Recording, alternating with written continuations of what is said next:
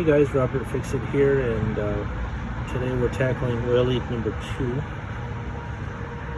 There's an oil leak from the distributor here, and you can see, you can't really see, but oil is leaking down the transmission, getting on the exhaust pipe and making it smell bad. Here's the actual leak.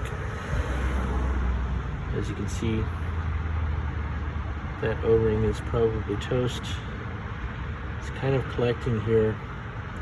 There's also a seal inside where it leaks from, and it'll fill up in the distributor cap and then drip out here. I didn't actually open this to see if that was also the issue, because I got this new one. The whole assembly is $70. So rather than mess around taking off this O-ring, taking off the 2 seals inside, you have to take the shaft out, and it takes a couple hours. So just get a new one. It's easier, especially if your cap and rotor are old. $70, and this took about 10 minutes to take off. Stick the new one on and see if that's it. Gonna wash down there.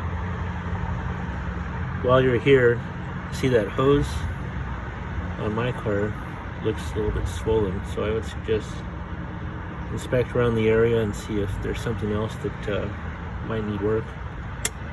I'll have to do that later, but it's easy to get to. So I'll put the link below.